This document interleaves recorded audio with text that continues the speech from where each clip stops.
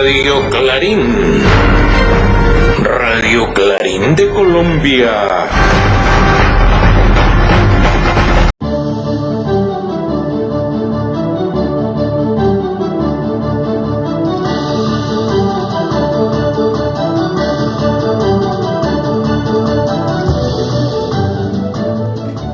Quiero comenzar estas palabras básicamente pidiéndoles perdón a ustedes como representantes del pueblo y al pueblo de Colombia por lo que ha acontecido en la UNGRD.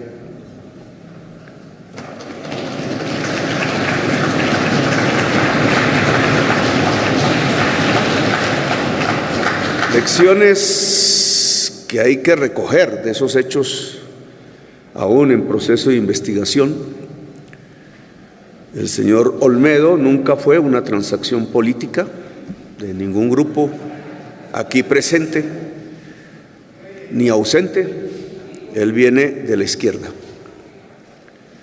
lo cual de la izquierda desde hace décadas, lo cual hace que tengamos que pensar que el tema de la corrupción no es un tema ideológico, no hay una barrera ideológica que divida a las gentes de la política, a la ciudadanía misma, entre fuerzas que no son corruptas y otras que sí lo son. La corrupción en Colombia en realidad es una cultura, atraviesa todo, está entre los más ricos, pero también entre los más pobres, está entre quienes tienen más responsabilidades y quienes no las tienen. Obviamente hay una mayor responsabilidad en torno a la construcción de esta cultura de la corrupción, cultura entre comillas, porque no es una cultura, es una autodestrucción. Viene siendo mucho más responsable indudablemente el líder político, la persona que tiene peso dentro de la sociedad por alguna razón pública o privada, que cualquier ciudadano del común. No esperé de Olmedo una actitud como la que hemos encontrado. La administración está seriamente comprometida en recuperar los dineros y obviamente le corresponde a la justicia ese mismo hecho y la investigación. Que un hombre se degrade de esa manera es terrible. Muchos de sus amigos murieron asesinados en el empeño de cambiar a Colombia. Conocí la región de donde es natural, de donde nació, una región hermosa en Antioquia, muy hermosa, que hoy espero despegue muchísimo, liberándola de una minería que la puede destruir y acercándola a un aeropuerto que quiero comenzar a construir, que es el aeropuerto del café. Al parecer en el mes de agosto podemos, ahora sí, de verdad, después de tanto tiempo, comenzar esas obras que tendrían que ver con el desarrollo turístico de una zona increíblemente hermosa y que podría traer, después de que trajo el café y aún hoy con el café industrializado, mejores derroteros a partir del turismo. Olmedo no puede ser solo un mal recuerdo, sino una experiencia que nos tiene que enseñar permanentemente a tener la guardia levantada contra cualquier tipo de desabrupto contra el erario, contra los dineros del pueblo. Me cansé de estar esperando que las víctimas climáticas que hemos tenido en este gobierno y por montones y cada vez más tuvieran algún tipo de resarcimiento a través de la UNGRD, que para eso fue que se creó, y nunca llegó nada. Había otra agenda, los dineros iban para otra parte y el objetivo de esas otras regiones no era el que hubiera allí desastres o cosas parecidas, sino que era una manera de robarse el dinero. Y por eso tengo que pedir perdón, porque yo fui el que lo puse allí. Y en eso hay una responsabilidad política. Las teorías de la política siempre hablan de ello y tengo que asumirla. Y por eso les pido a ustedes, como representantes del pueblo, y al pueblo, perdón, por lo que ha acontecido, que no puede repetirse y que tiene que indemnizarse a la víctima, que es el pueblo colombiano, en toda su integridad. Aquí quisiera hablar quizás de 3 temas, para no alargar demasiado el discurso y las decisiones que ustedes tienen que tomar en los minutos subsiguientes. Quiero hablar de economía, de paz y del problema social. En campaña prometí buscar las maneras de cambiar el modelo económico de Colombia. De un modelo extractivista a uno productivo. Cambiar la idea de que nos hacemos ricos extrayendo cosas que la naturaleza o Dios puso debajo del suelo, por la idea de que de verdad nos podemos volver ricos a partir del trabajo y de la transformación de las cosas en la producción.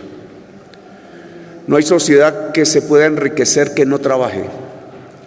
Trabajo que se va transformando a través del tiempo, de la historia. Antaño muscular, de hombres casi, hoy cerebral, intelectual. Lo que hace rica una sociedad cada vez más es lo que alguien llamó alguna vez en el siglo XIX el intelecto general de la sociedad.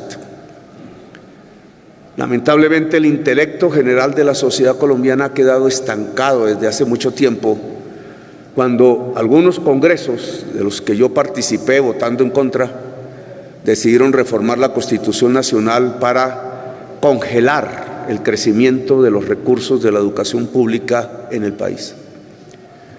Una vez para salvar banqueros, año 98 creo, 2000. Otra vez para hacer la guerra. Se cambiaron los libros por los fusiles y las bombas. Y creo que en ambas oportunidades un gran desacierto, porque se le quedó debiendo, si se hubiera aplicado la genuina Constitución del 91 en el artículo que se eliminó sobre el financiamiento de la educación pública, a la fecha 200 billones de pesos a la educación. Otra sería Colombia, si esa cantidad de dinero realmente se hubiera invertido en la educación de la niñez, de la juventud, en la educación superior, en la calidad, en la posibilidad de elevar el intelecto general de la sociedad. Ese intelecto es absolutamente imprescindible cuando se trata de producir, pero no tanto o no en la misma magnitud cuando se trata de extraer. Lo he dicho 1000 veces aquí y en muchas partes, la extracción sobre todo de combustibles fósiles, de materiales fósiles que arrojan CO2 a la atmósfera, produciendo la posibilidad de la extinción humana, como la ciencia bien lo dice, no es el camino de Colombia. Podremos aprovecharlo quizás en algunos meses, en algún año o 2, pero amarrarnos allí sería un suicidio como sociedad y un suicidio económico, porque ese mundo ya no va más en el planeta Tierra. Y por ello hay que transitar rápidamente, aceleradamente, hacia otras maneras de entender la riqueza, que es precisamente a partir de la producción y el trabajo en las áreas donde realmente se puede producir: la agricultura, la industria, sus espacios grises entre ambos, la agroindustria, y algo que no es propiamente producción, aunque la desencadena, es un servicio, pero que por la belleza de Colombia, casi sin igual en el planeta, podría ser una de nuestras más grandes potencialidades, el turismo. Eso lo dijimos en campaña. Y bien sería evaluar en año pasado o en este que ya van a ser los 2 años del gobierno, ¿qué ha pasado con ese esfuerzo? Y tengo que decir que nos encontramos con un estancamiento económico mundial, sobre todo suramericano, que el post-COVID golpeó el capitalismo mundial de una manera que no preveíamos. No solamente se paralizó en los años de la enfermedad, sino que aún no se recupera, no se ha recuperado desde el año 2008, pero el efecto inmediato después de la pandemia fue el crecimiento de los precios de los alimentos, conduciendo al mundo al hambre,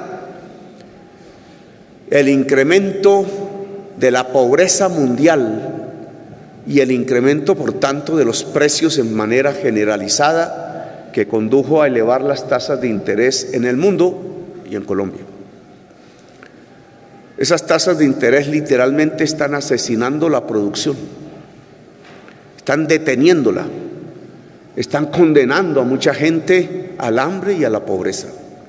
En Davos, donde asistí invitado, hablaban de la policrisis, una humanidad que entra a la guerra, una humanidad que en la guerra prueba la barbarie y la destrucción del derecho internacional humanitario, una humanidad en donde aumenta el hambre, en donde aumenta la enfermedad, en donde aumenta la desigualdad entre los seres humanos, en donde empieza a morir la democracia, trastocada por verdaderos regímenes cuasi fascistas que empiezan a ganar en uno y otro lado del planeta, con una crisis del proyecto democrático cada vez más profunda.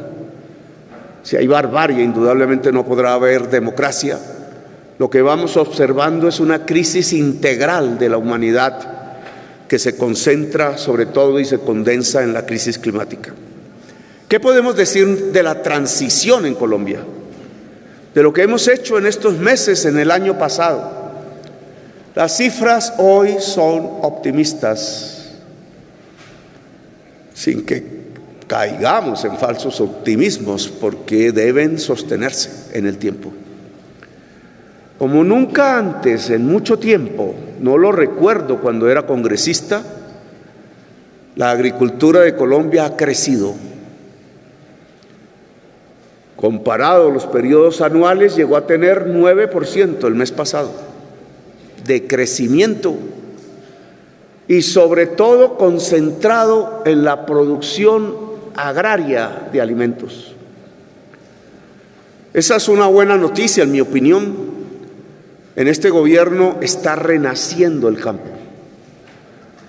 Me parece que es una de las mejores noticias que tiene Colombia. Por eso cayó el precio de los alimentos por debajo del promedio de la OCDE, y por eso, con orgullo, porque estas cifras son las que más me enorgullecen, lo hacía cuando era alcalde de Bogotá, es la estadística, en mi opinión, vital, central, estructural, los indicadores de la pobreza y de la desigualdad social.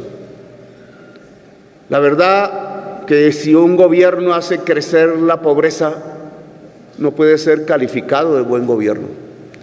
Y tenía mis temores sobre las estadísticas que recién aparecieron.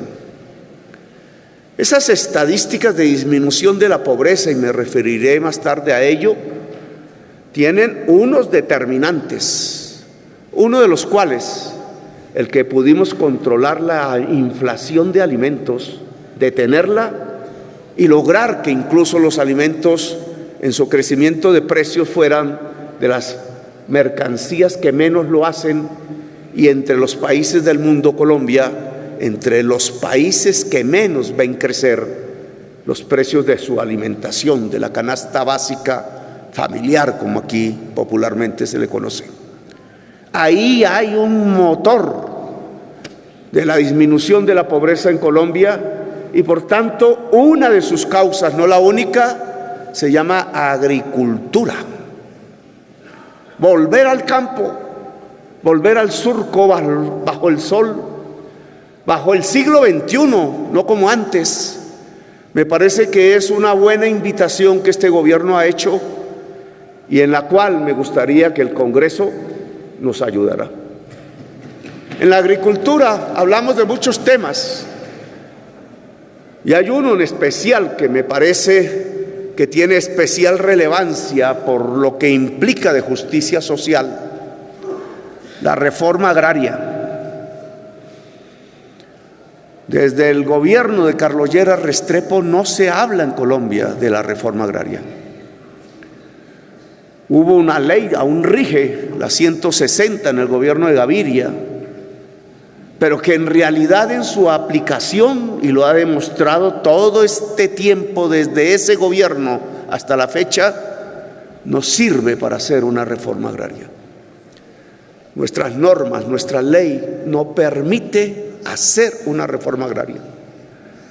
Peor aún con las decisiones de ayer que tumbaron uno de los artículos aprobados por ustedes en el Plan Nacional de Desarrollo y que trataba de hacer que los baldíos, las tierras del común, lo público, no fuesen avasalladas por manos concentradoras y muchas veces sanguinarias que se los han apropiado concentrando la propiedad de la tierra. Se cayó el artículo. Luego hoy no tenemos instrumentos reales para hacer una reforma agraria que no sea comprar voluntariamente, por venta voluntaria, la tierra. Este es un tema crucial para la paz. Este es un tema crucial para la violencia o la no violencia en Colombia. Este es un tema crucial para construir una cultura democrática y pacífica y justa en el país, o no hacerlo. Los congresos de Colombia, en realidad, desde los tiempos de Lleras Restrepo, antes, recordaría el de la Revolución en Marcha de López Pumarejo, y antes, indudablemente, algunos precursores en el siglo XIX, pero desde entonces los congresos de Colombia no se concentran en estudiar si es bueno construir justicia social en los campos de Colombia. Ustedes, como yo, quizás más ustedes, conocen sus regiones.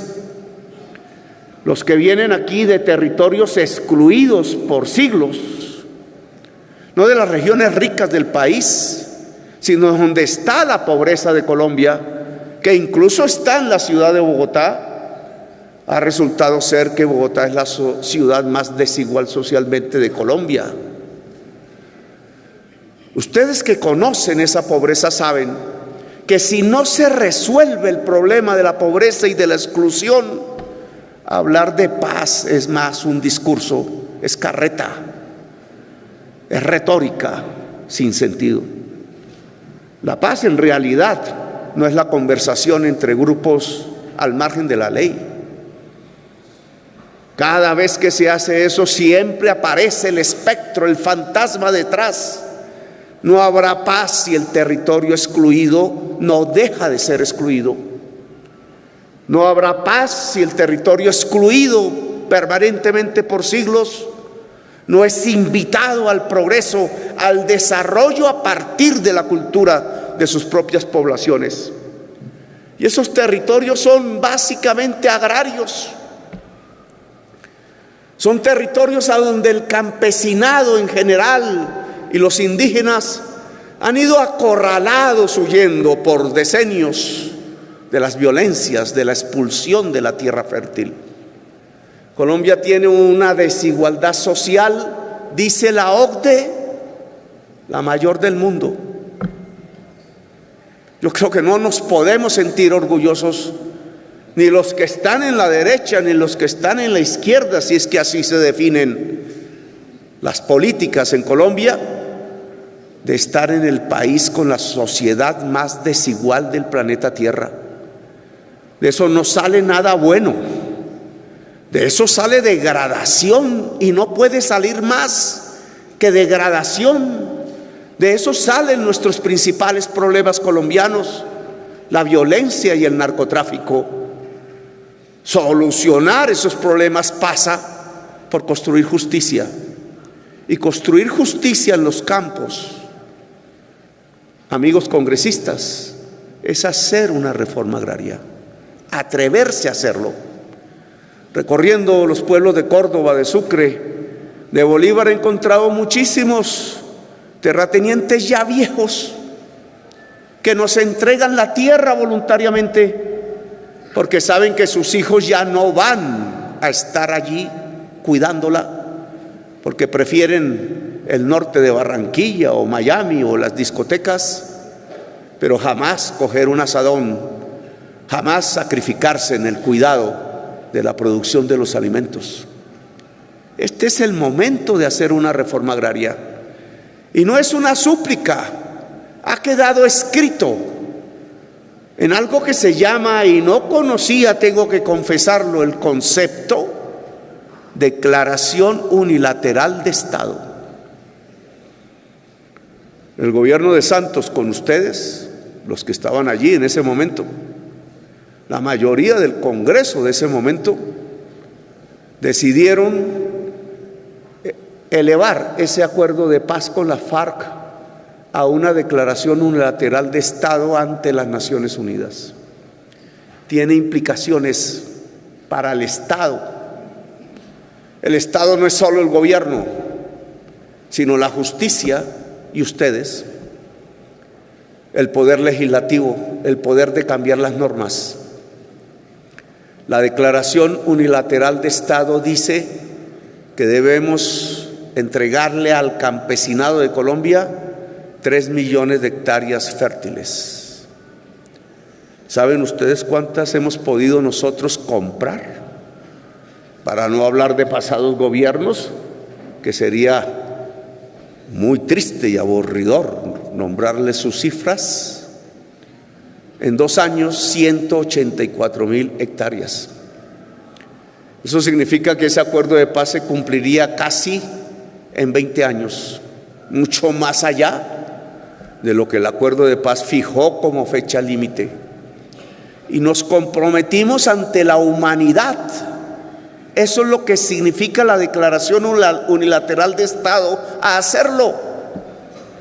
Le dijeron a muchos colombianos en aquella época, de eso fui testigo, que el acuerdo de paz iba a homosexualizar a los niños y a las niñas, y que le iba a quitar las pensiones a los taxistas y a los trabajadores, y que la FARC se iba a tomar esta ciudad. Nada de eso fue cierto. Pero en cambio, ese acuerdo de paz sí contiene un discurso alrededor de la agricultura y del campo, alrededor de la posibilidad de integrar el territorio excluido, alrededor de la reforma agraria. Y yo los voy a invitar a ustedes a cambiar las normas que nos permitan efectivamente hacer una reforma agraria en Colombia y lograr que el territorio excluido pueda incluirse en el desarrollo y en el progreso nacional, incluso en los puestos de vanguardia, porque ¿qué país sacrifica sus costas, que son las que los hacen más ricos, cuando nosotros en 2 siglos hemos sacrificado las 2 costas? La del Océano Pacífico, en donde somos la región más pobre de toda la olla del Pacífico, solo porque allí se ubicaron los negros que se liberaban de la esclavitud, y el Caribe, nuestro mar, en donde están las 2 regiones más pobres de Colombia, cuando deberían ser, por el simple hecho de darle la cara al mar, las regiones más ricas de este país. Bueno, yo tengo que decirles con orgullo que en el terreno de la agricultura nos está yendo bien y muy bien. Estadísticas del 9% de crecimiento anual no son para despreciarlas, hay que sostenerlas, claro. Nunca antes la agricultura, por lo menos durante este siglo, había crecido a esos niveles. Y es lo que yo llamo salir de la extracción para pasar a la producción.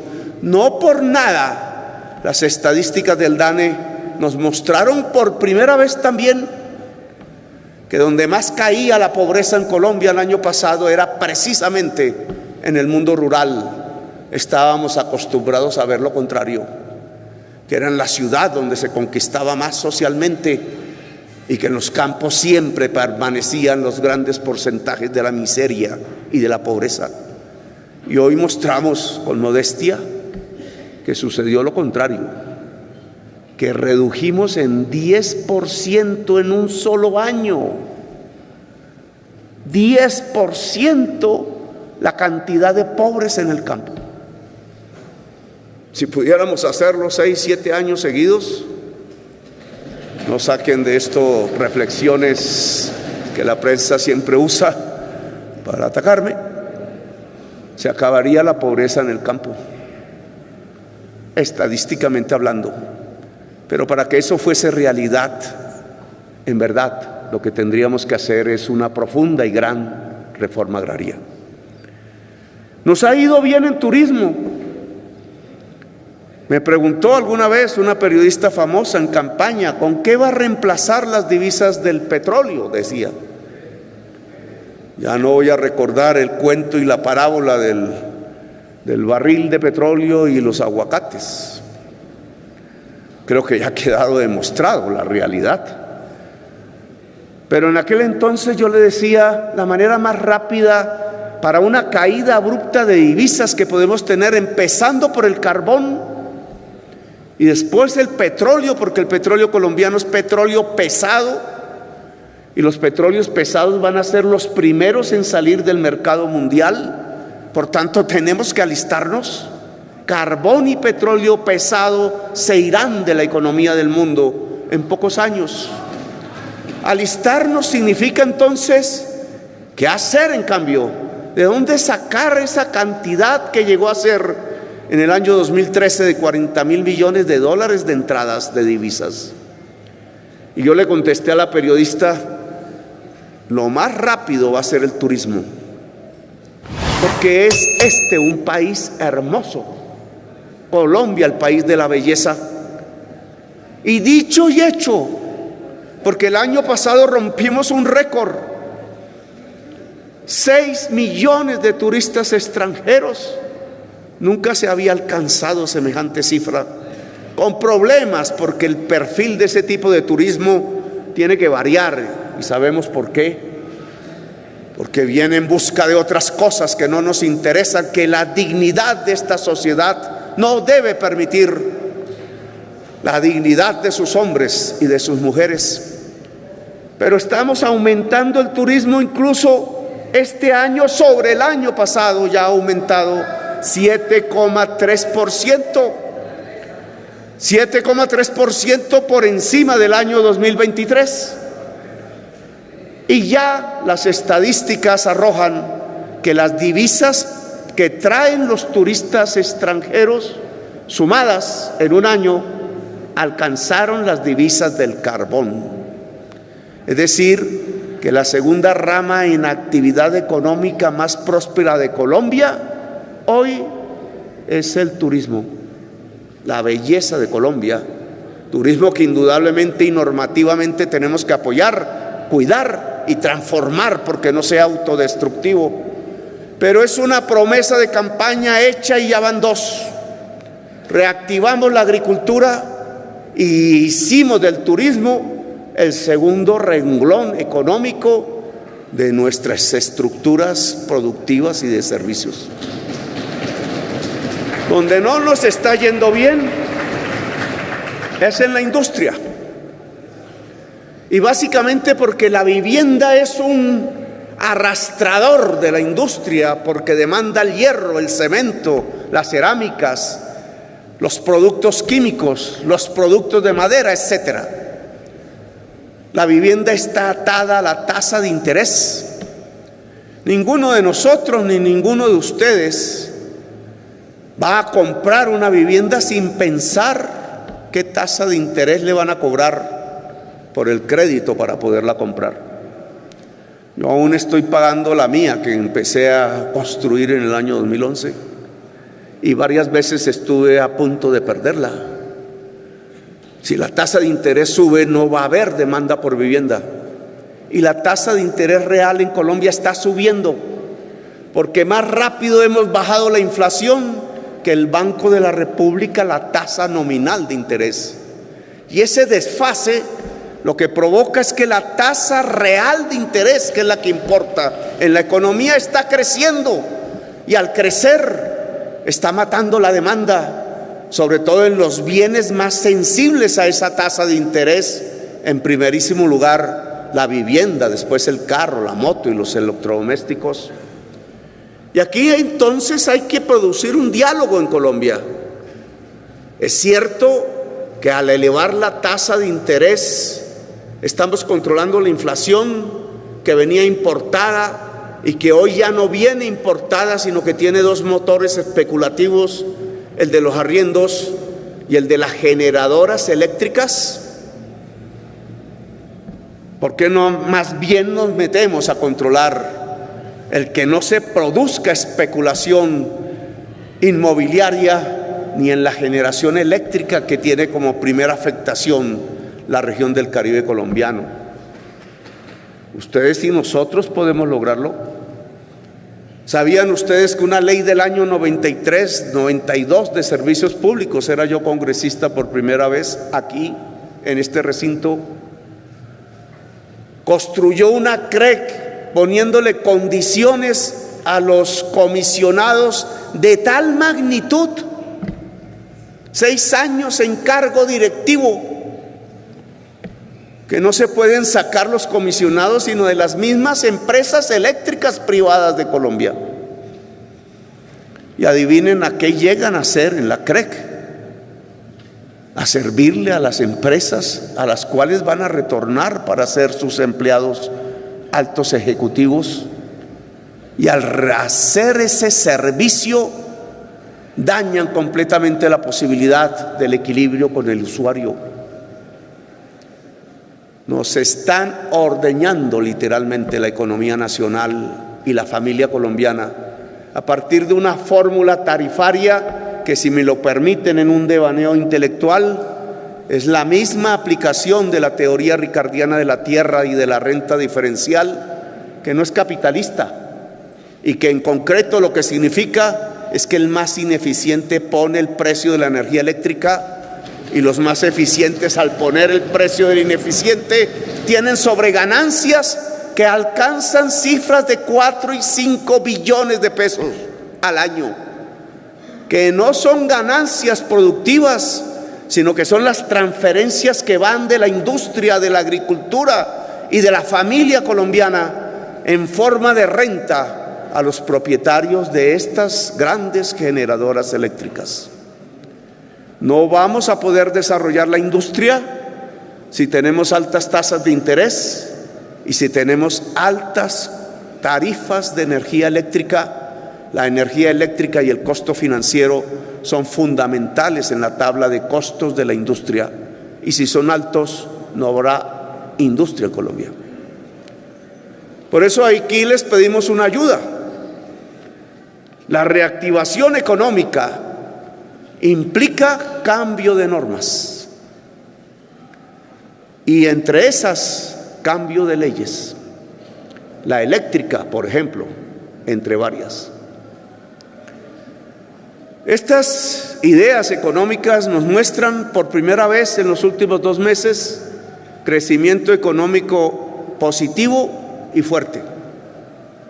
No podemos decir que se va a sostener, no sabemos, pero por lo menos podemos decir que en estos 2 meses hemos salido del estancamiento y cada vez nos sacudimos más en la creación del empleo, en el aumento de la producción y por tanto de la riqueza en el conjunto de la sociedad colombiana. Falta la industria. Ahora les quisiera hablar un poco sobre la paz. La paz hecha, la paz por hacer. La paz hecha tiene problemas. Yo sí creo que hicieron trizas la paz. Yo sí creo que esa actitud displicente con acabar el conflicto armado en el territorio colombiano que un gobierno quiso construir, el gobierno de Santos, y logró el acuerdo con la FARC,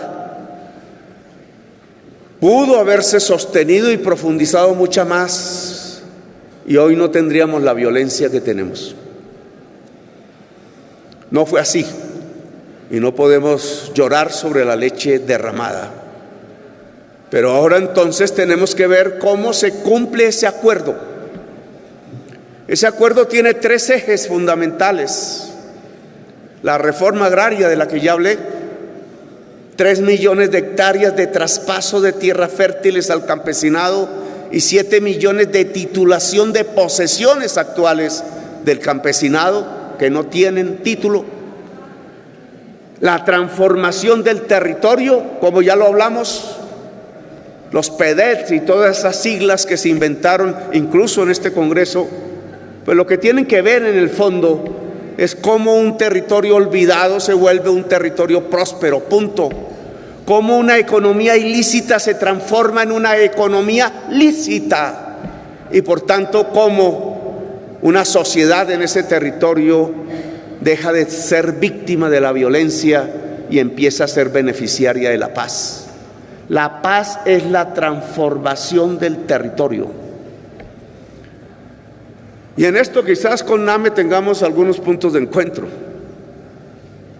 Quizás la autonomía de la que usted habla, que habla de las regiones, yo hablo del territorio, esa autonomía es el poder ciudadano en el territorio. Es dotar de poder a la ciudadanía en el territorio. Que no sean los armados los que le impongan las leyes de facto. Lo que yo he descubierto en estos casi ya 2 años de experiencia presidencial es que nosotros estamos viviendo una violencia cualitativamente diferente a antes. A la cúpula militar y a los generales de Colombia les explicaba las 3 fases de la violencia, no las voy a repetir aquí. La que vivieron nuestros abuelos entre liberales y conservadores, que fueron capaces de terminar a partir de un acuerdo de paz con poder constituyente a bordo, que fue el plebiscito de aquella época.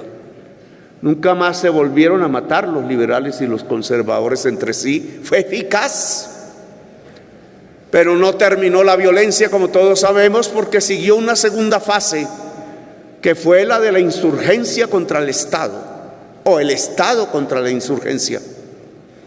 De ahí vengo yo. Y esa segunda fase ha terminado también.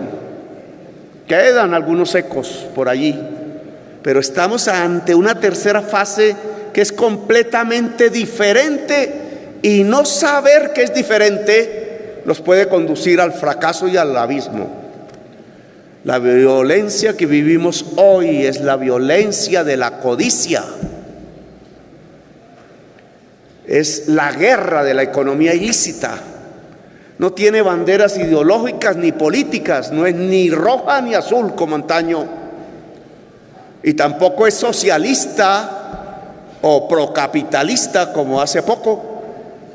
La violencia de hoy se mantiene en los territorios donde existe economía ilícita, porque su gasolina es la economía ilícita y su objetivo es la economía ilícita.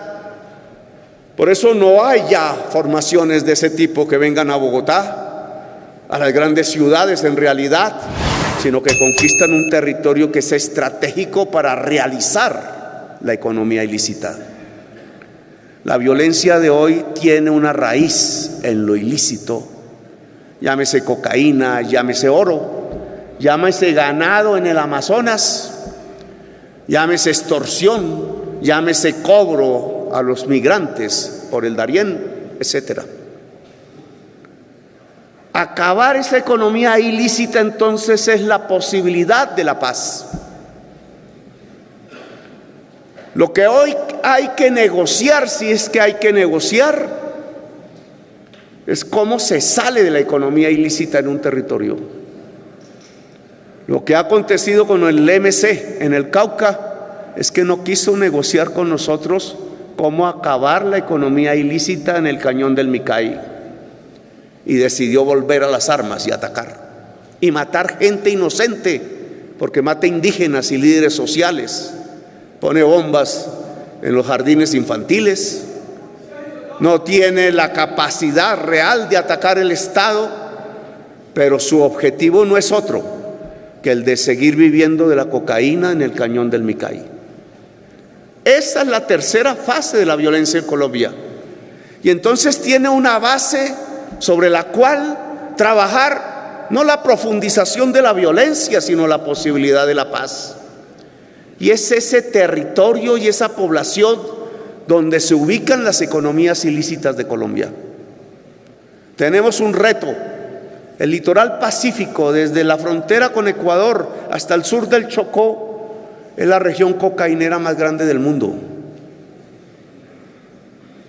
¿Podemos transformarla en una economía lícita?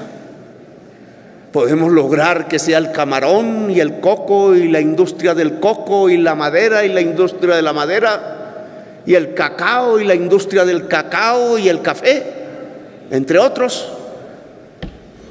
Ese es el reto de este gobierno. Si nosotros logramos transformar la economía ilícita del litoral pacífico en una economía lícita, hemos descubierto el camino de la paz. Y no necesita de negociaciones con grupos armados, necesita de una gran negociación con la sociedad que habita en el litoral pacífico. Esa es la paz que está por hacer. Tenemos que cumplir la paz hecha, la declaración unilateral de Estado, y tenemos que construir la paz por hacer. Pero la paz por hacer es un diálogo entre la sociedad colombiana para no excluir a los más excluidos, para que la ley no excluya, para que el sistema general de participaciones no premie al más rico y castigue al más pobre, no ahonde la divergencia regional de Colombia, para que ese cuadro de vigencias futuras que me leo todos los días, no sé si aquí se habrá explicado, pero es bonito ver cómo gobiernos anteriores proyectaron las inversiones públicas de Colombia hasta el año 2045 y pintar esas inversiones en el mapa nos muestra lo increíble, y es que en la sociedad más desigual del mundo, las inversiones públicas de Colombia agudizan la desigualdad. No contraponen en la región pobre la inversión pública para equilibrar, para construir justicia. Si ese cuadro de vigencias futuras se vuelve realidad de aquí al 2045 cada año, no va a haber paz en Colombia, porque seremos cada vez más desiguales regionalmente y por tanto cada vez más desiguales socialmente. Este es un punto de reformas y de normas que tenemos aquí que discutir indudablemente, y yo estoy presto no solo a transformar el sistema de transferencias municipales, sino todo el sistema de la inversión pública, para que la inversión pública construya igualdad y no profundice la desigualdad, porque al hacerlo primero, lo que construimos es la paz. Vamos a presentar aquí un paquete de normas de cambio de leyes que agilicen la ejecución del acuerdo de paz con la FARC. Traeremos artículos de la reforma agraria. Traeremos la transformación de la Agencia Nacional de Tierras si es de ley, y si es de decreto, pues lo decretaré yo mismo. Traeremos las posibilidades de aumentar la inversión forzosa para la agricultura en Colombia, para la vivienda y para la industria de exportación y la industria de la economía popular. A algunos no les gusta el tema de la inversión forzosa, existe en Colombia. Se llama TDAs y están en el ámbito de la agricultura, y con eso es que se ha financiado el Banco Agrario y Finagro, y por eso es que tenemos tasas positivas muy buenas en la agricultura. Pero ¿por qué no lo hacemos en la industria? ¿Por qué no lo hacemos en la vivienda? Y yo les diría en el turismo. Si los bancos se están quedando con la plata guardada y eso los puede quebrar, pues es el momento, así sea por 2 o 3 años, que podamos construir ese mismo sistema que hay en la agricultura para la industria, el turismo y la industria, el turismo y la vivienda. Y quisiera hablar sobre el tema social, finalmente. 2 estadísticas salieron hace 2 días. El coeficiente Gini y las cifras de pobreza en Colombia por ciudades, por cabeceras y zonas rurales. Ya lo mencioné al principio del discurso, es lo que más me alegra a mí en el corazón. En medio de las turbulencias de los Olmedos, esto ha sido un elixir y un oasis. Porque de alguna manera, y tengo que decirlo, el gobierno ha sido eficiente.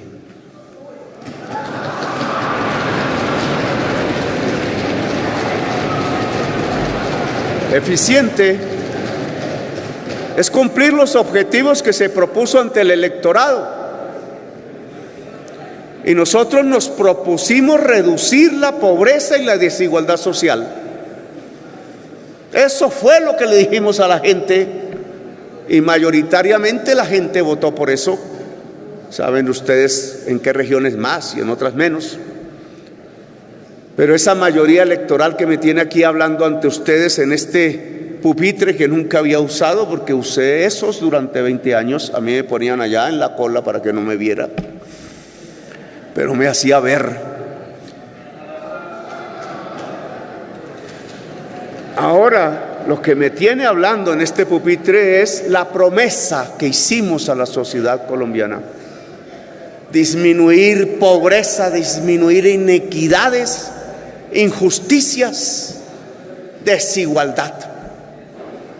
Ese es nuestro programa. Y en ese programa, ¿qué se ha hecho en este año que pasó? El primer año de mi gobierno, medido por estadísticas. La desigualdad la mide el coeficiente Gini, se llama. Sería bueno explicarlo, pero no tenemos tiempo. Y la pobreza se mide a través de unas líneas que llaman de pobreza monetaria y de pobreza monetaria extrema. Salieron hace 2 días. ¿Y qué resultado dieron para el año 2023? Año de estancamiento económico, 0,7 creció el PIB, donde los presagios malos eran los más posibles, porque en un país estancado económicamente, ¿qué puede pasar con la pobreza?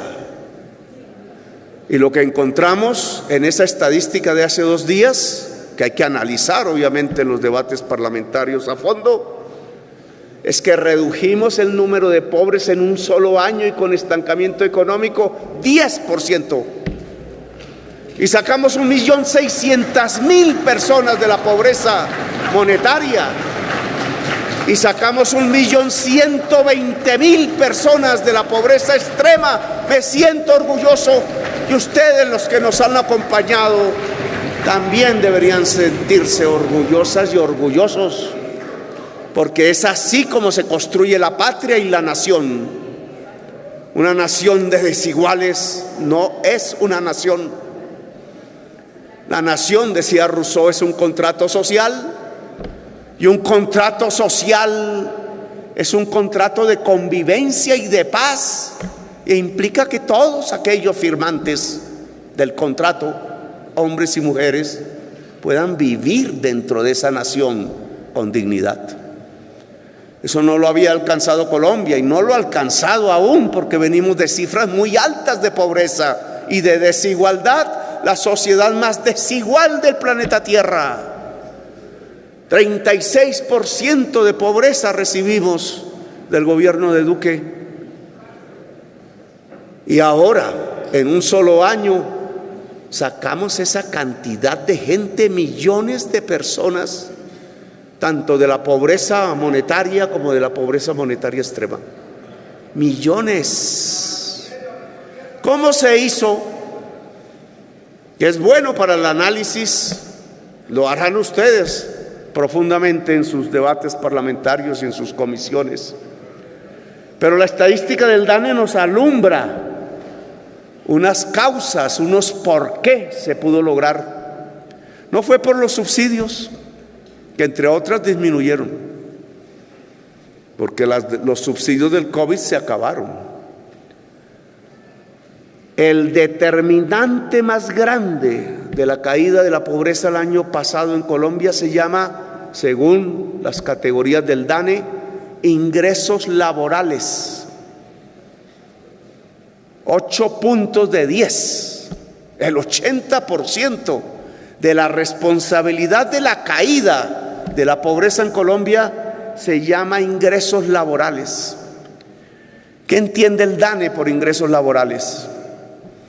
Pues indudablemente que haya aumentado empleo, que sí aumentó, pero en una cantidad que no determina una caída de la pobreza del 10%. Indudablemente tiene que ver, y eso lo hizo este gobierno, por el aumento sustancial del salario mínimo. Miren ustedes ese debate que todavía está. Sacaban por la televisión los llamados expertos, entre comillas, que son militantes de una agrupación política. Los llamados expertos decían: están equivocados los del gobierno al aumentar el salario real mínimo, porque eso va a causar, así lo dijeron, más desempleo y más pobreza. Y yo me encuentro con estas estadísticas que dicen es lo contrario. Los expertos dicen falsedades, acostumbrados a servir un tipo de acumulación de ganancia que se cifra y se centra es en una cuasi esclavitud. Alargar la jornada laboral, somos la segunda jornada laboral semanal más alta de toda la OCDE y al mismo tiempo somos el último país en productividad. Hay que amarrar esos dos conceptos de las estadísticas de la OCDE, porque ¿cómo podemos ser los que más trabajamos casi por semana de todos los países de la OCDE, pero al mismo tiempo somos los menos productivos, menos hacemos por hora? Esos dos conceptos están ligados, porque la idea de extraer ganancias a partir de expandir la jornada laboral es una idea del siglo XIX.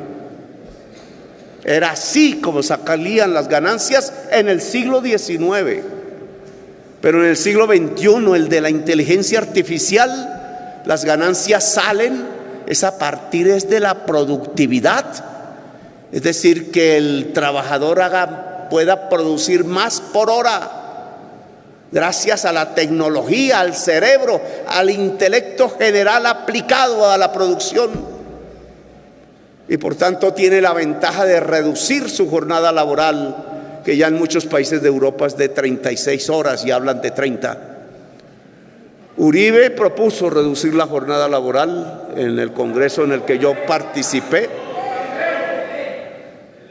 Yo voté por esa ley, no se preocupe.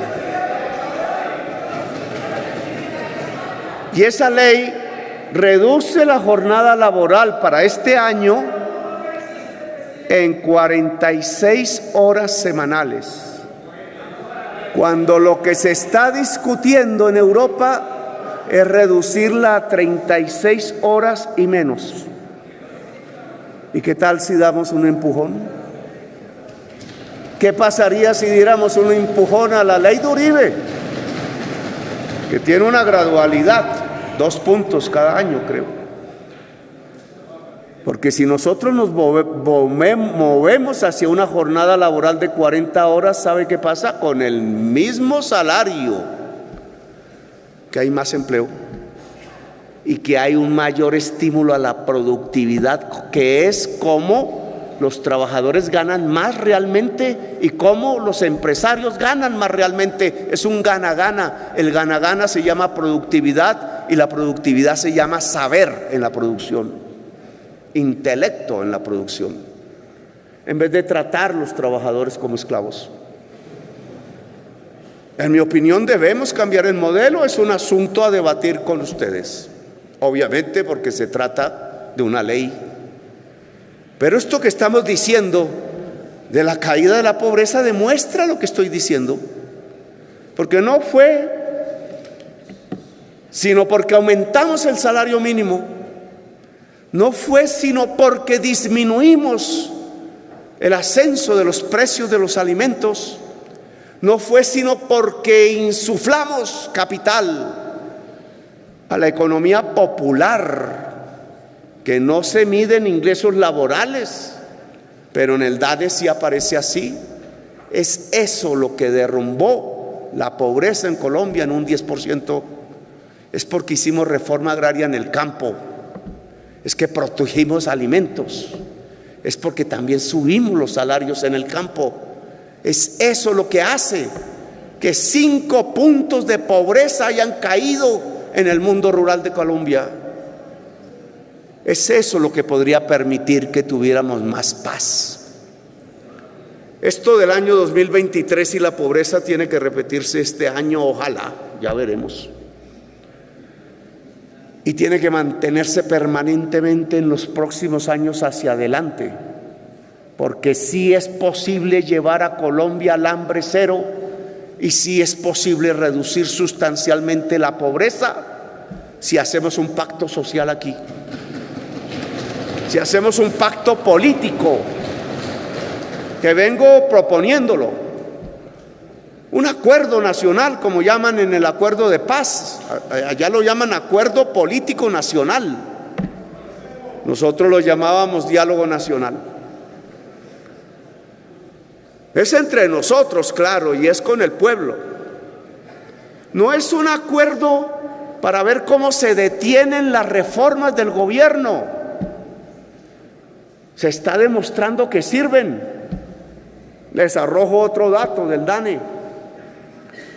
El crecimiento económico por encuesta del último mes que salió ayer, 2.5, tiene un primer jalonador, el gobierno, 9% del gobierno. Algunos dirán eso no es bueno porque tienen una visión antiestatista. Otros creemos que es que se está aplicando Keynes y que Keynes tenía razón. En momentos de crisis el gobierno tiene que jalonar, pero vamos hacia una crisis presupuestal del gobierno. Luego ese jalonamiento puede debilitarse. Pero cuando ustedes esculcan la estadística de qué es lo que hace crecer la economía dentro de eso que se llaman los gastos del gobierno, encuentran una razón: las IPS, clínicas, hospitales, se han reactivado. La reactivación de las clínicas y hospitales está jalonando la economía nacional hacia arriba, a números positivos. Y adivinen ustedes por qué se están reactivando las IPS, clínicas y hospitales en Colombia. Por el giro directo, que aquí algunos criticaron. El giro directo a hospitales y clínicas está reactivando no solamente a esos hospitales y clínicas, sino es el mayor reactivador económico en Colombia. No estábamos en desacierto y por eso vamos a presentar de nuevo la reforma a la salud, altamente concertada, para su discusión de nuevo en el Congreso de la República. Nosotros el año pasado, cumpliendo nuestro programa, nuestra promesa, la ilusión que despertamos, hemos reducido el coeficiente Gini de la desigualdad social. Poco, pero lo redujimos.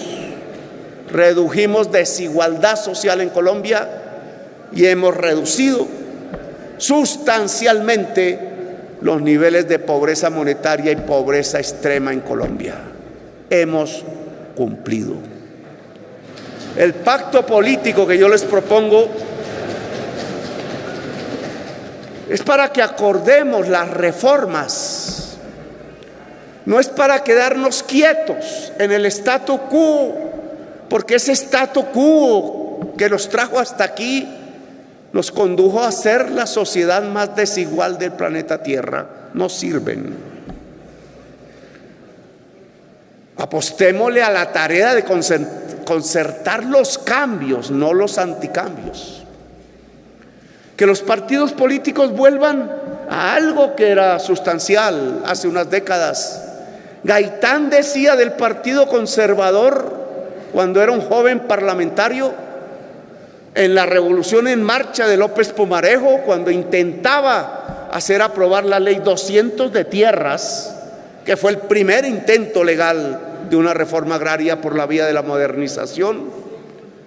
Gaitán decía: el Partido Conservador es más de avanzada que liberal, porque mientras la derecha liberal que había en ese Congreso en aquella época quería detener la Ley 200 de tierras, el Partido Conservador, minoritario en ese momento, se paró en el Congreso de la República a respaldar a López Pumarejo y a hablar de la reforma agraria en Colombia, que es un asunto, entre otras cosas, de cristianismo, pero no me voy a meter en las religiones. ¿Por qué ahora no pasa lo mismo? ¿Por qué no nos sentamos a hablar de cómo hacer una reforma agraria seria en Colombia? ¿Qué normas usar? ¿Qué contenciones tener si se quiere?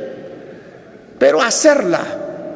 ¿Por qué no logramos que este Congreso de la República con este gobierno pasen a la historia como aquellos de hace tiempos y podamos anunciarle al país que de verdad vamos a cumplir el acuerdo de paz y que vamos a crear las normas que permitan que 3 millones de hectáreas fértiles, deberían ser 15, puedan pasar a los campesinos y campesinas de este país? Eso es un acuerdo nacional. Por esa vía podemos industrializar a Colombia. En el paquete de leyes, proyectos de ley de reactivación económica que tendremos la oportunidad de ver si podemos hacer ese acuerdo, incluso discutiendo los proyectos antes de que entren al Congreso a través de mesas partidistas. Y presentaremos el otro proyecto, el del acuerdo de paz. No nos vamos a salir ni una coma de lo que dice ese acuerdo, que es declaración unilateral de Estado y que ya por unanimidad del Consejo de Seguridad de Naciones Unidas aplaudió la tesis de que agilizáramos.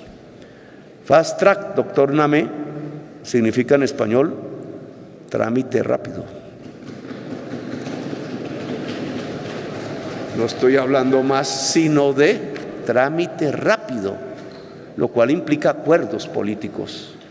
Los acuerdos políticos para desarrollar los cambios de normas para volver realidad el acuerdo de paz y los cambios de normas que nos permitan la reactivación económica en la agricultura, la vivienda, el turismo y la industria. Les proponemos esos 2 escenarios, pueden haber más. Acuerdo nacional y político, incluso fuera del Congreso, ¿por qué no? Con las fuerzas de la sociedad que están allí fuera del Congreso y con las fuerzas políticas que están también fuera del Congreso. ¿Por qué no asumimos la audacia de un acuerdo político nacional para transformar a Colombia en el sentido de la paz, de la democracia y de la justicia social? Es lo que les propongo. Podemos hablar. El parlamentario habla. Nosotros nunca nos hemos negado a un diálogo con parlamentarios, ya hasta nos sacrifican en la prensa por hacerlo. Pero ese hablar con los parlamentarios debe ser eficaz. Yo les propongo hablar, dialogar, sentarnos a discutir los argumentos como buenos parlamentarios que son y que yo fui. Tienen un presidente que fue parlamentario y que sabe qué es el Parlamento, el Congreso de Colombia, que no Parlamento, donde venimos a hablar y a usar el cerebro para argumentar y donde ese argumento transparente, sin cálculo, pueda llevarnos realmente a las verdaderas reformas que necesita Colombia, a la posibilidad de que esos territorios excluidos dejen de ser excluidos y sean prósperos, a la posibilidad de que este país de la belleza sea una potencia turística y, como dijimos en nuestra campaña, que Colombia, en vez de ser el lugar de la muerte, pueda ser el lugar de una Colombia potencia mundial de la vida. Gracias, muy amables, por haberme escuchado.